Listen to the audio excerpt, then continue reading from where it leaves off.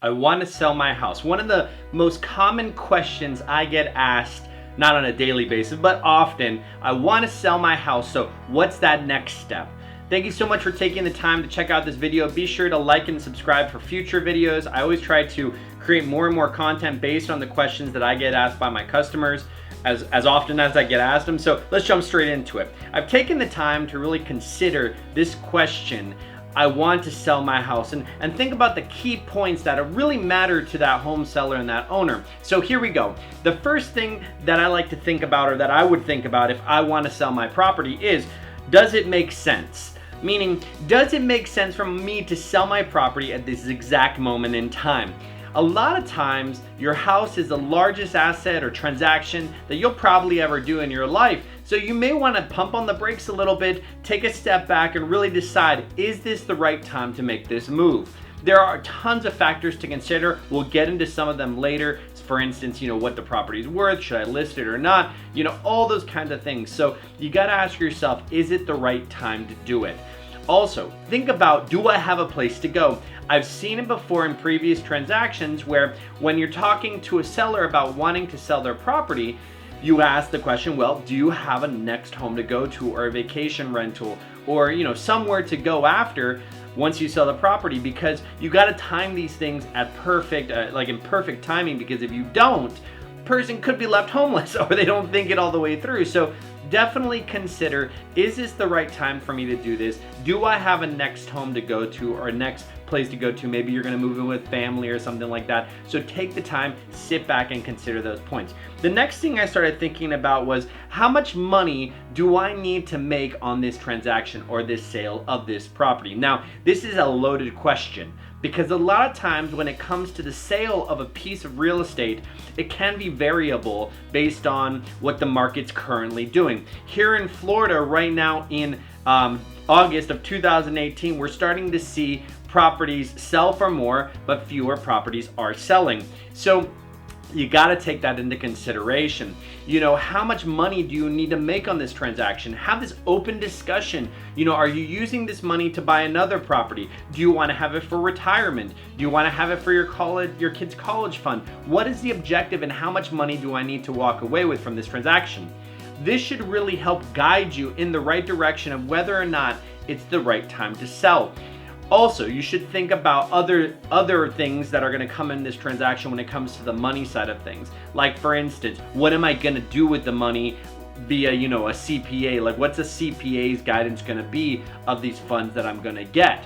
Now, if it's your primary residence, obviously, that you can make up to $250,000 without getting hit with capital gains. But there's other things that come into the equation if it's not your primary residence, or if there's a secondary property. So be sure to take that into consideration too when you start coming up with how much do I need to make? What am I going to do with the money?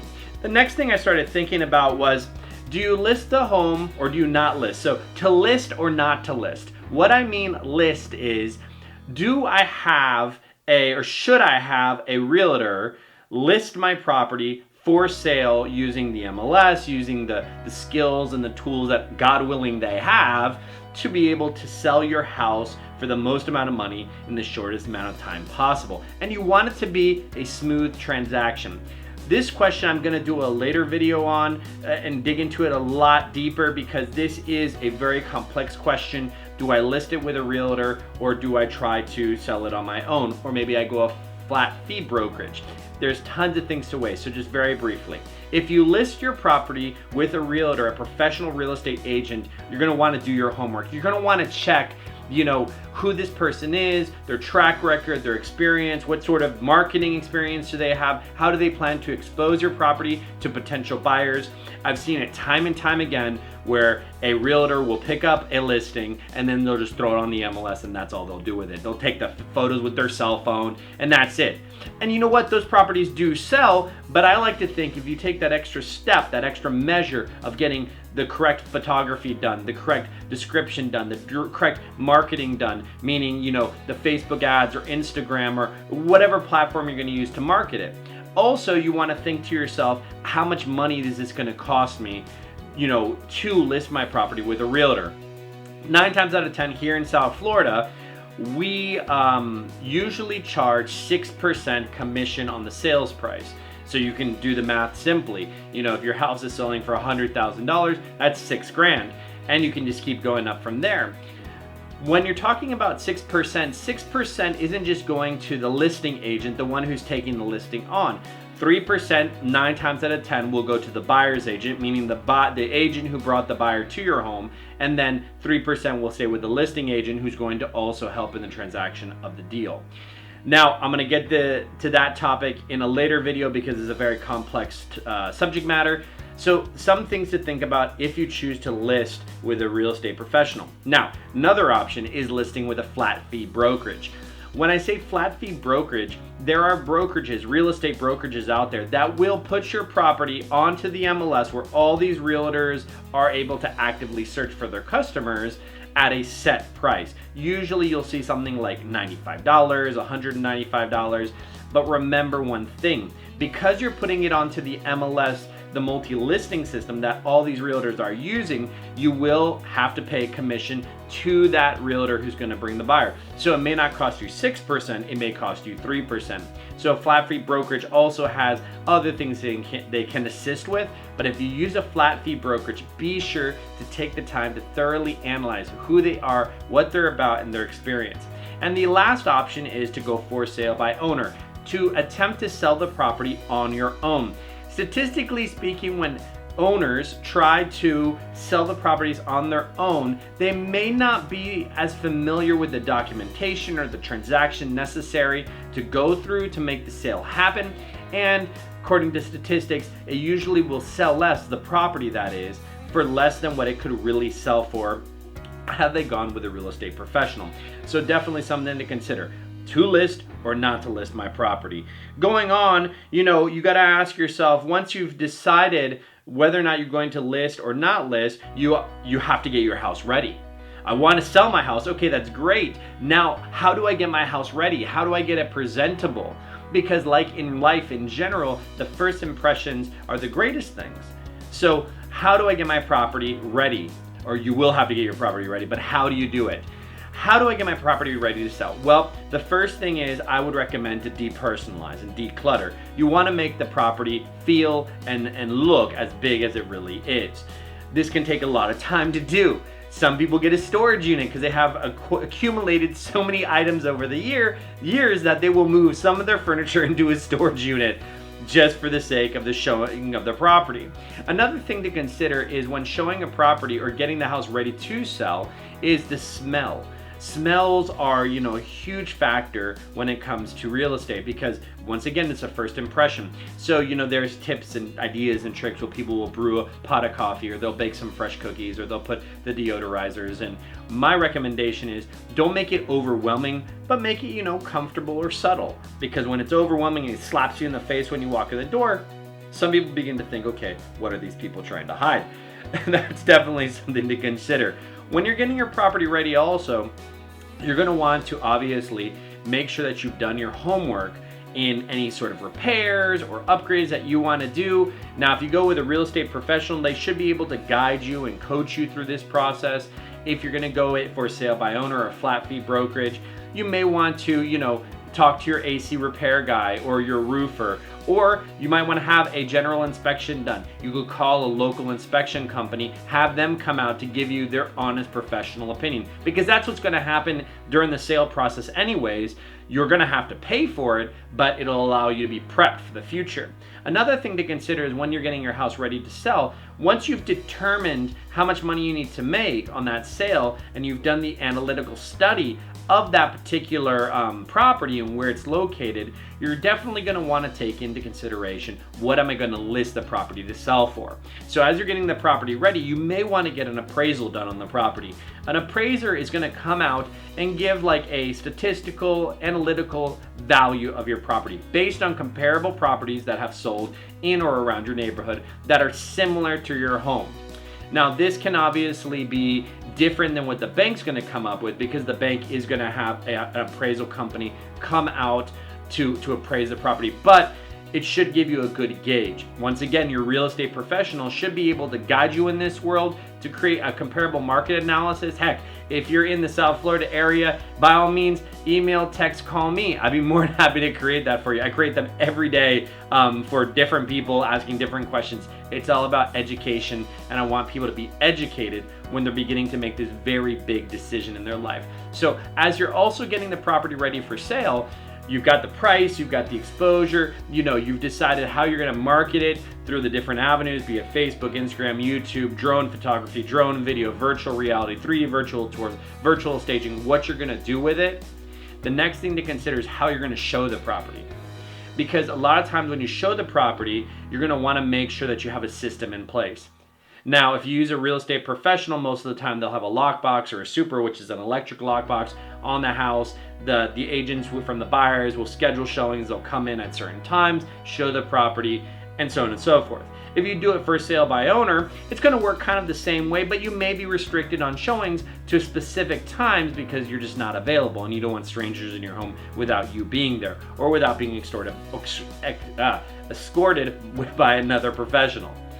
Now, when you show a property, I've seen a couple things happen. When you show a property, make sure, property's being shown, make sure that you have all your personal effects, bills, credit cards, cash, any sort of pharmaceutical drugs out. Make sure that all those things are away, okay? You want to make sure that you're protecting yourself as well, because these are technically strangers coming to your home. Don't be fearful, it's just something to think about in the back of your mind. Also, if you have pets, you want to come up with a strategy of how you're going to handle that. Some people have a stigma when they see like a dog bowl or a dog bed in the home already, and they're like, well, oh, they have pets, they must have it in the air system, or they must have it like, it's stinky, so on and so forth. I don't find that to be the case personally. I mean, I have a lot of animals, as I mentioned in previous videos, so you want to keep that in mind as well. Especially if you have some of the barkers, the dogs that bark quite a bit, just maybe put them outside or take them on a walk, however you're going to handle it. Things to think about when I want to sell my property. So is it ready? The thing is, you also want to decide on how you're going to handle the contractual agreements once the listing or once the deal comes together. This can be complex if you're not familiar with the legality of contractual agreements in whatever state you're in. Here in South Florida, we do have, an as-is contract, a FAR/BAR contract. There's different, there could be an assumable contract. There could be, different addendums and different riders. Things can get complex. So I recommend that you have a team in place. As you progressively go through this, you're going to want to have that team of professionals that you're going to lean on. If you're going to list with a realtor like myself, we're going to have a team. We're going to build that team together. If you're going to list it on your own, you're going to definitely want to have that team. Now, what is this team composed of? And I made a couple notes here. First off, the inspector that I mentioned. You're definitely going to want to have an inspector in place, just to double check things should you have any questions or comments. The next thing we have here is a title company or a closing agent. Title companies vary from state to state, so you want to check your state guidelines or talk to the title companies in your area, because title companies can do a plethora of different jobs. So you want to make sure that you don't double hire if you don't need to, save yourself some money. But the title company should take care of the closing documents, arranging the closing, gathering the estoppel if it's like a condo or something like that. They're going to also get the payoff from your mortgager or the person who wrote the mortgage. They're going to ask you some personal questions about your social security number, so on and so forth. I recommend to validate or check to make sure these people are authentic, because I've seen it, or let me rephrase that, I've heard about people getting taken advantage of through wire fraud or identity theft. When you deal with title companies, don't be fearful, just be aware of that. The other thing I have here is an attorney. In some states, depending where you're at, you're going to want to have an attorney involved. Attorney that's obviously proficient in real estate law or real estate transactions. This is something you can research as well. If you go with a real estate professional like myself, we usually have a handful of attorneys that we've done work with in the past, and we can recommend that you maybe consider them. We like to give options as opposed to talking to one attorney in particular. The last thing I wrote here is a repairman or a handyman. I've seen it time and time again. When you're going through this transaction, you're going to want to have repairs done, or the buyer is going to request that repairs be done during the inspection period because something came up. I'm gonna make a later video about inspections and what to look for and how to be aware of them, but be sure to have an inspector. So your team could be comprised of an inspector, an inspection company, a title company, an attorney, a handyman, and surely, last but not least, a CPA. A CPA obviously is certified public accountant, so that they can prep you for what the tax implications are going to be on the sale of this property. You don't want to walk out of the sale with, $500,000 and then you really don't know what you're going to do with it. I'm not talking about are you going to invest, are you going to finance, but in terms of the taxability of that money. So definitely have a CPA. And then as the sale progresses and you get further and further down the line, you're going to obviously close on the property. So you want to sell your property, you're going to have a closing. Depending on what state you're in, here in South Florida, they can do what they call a mail away closing, where they mail the documents to you with a notary. They can answer any and all questions, or you come to a closing table, literally a table in the closing company. Everyone gathers around it and you sign, talk, ask questions, and the closing company will give you information as they go through each point. It's a great time to ask questions. I go to my closings when there are closings like that. Obviously, mail away in other states, a little more difficult, but you definitely want to be aware of that. So you want to sell your property. I hope these tips, ideas, things have definitely given you food for thought. I know it can be overwhelming and consuming, but don't be afraid. Just take your time, push on the brakes a little bit, and think about the process as a whole. Just as we end here, a side comment when selling your property.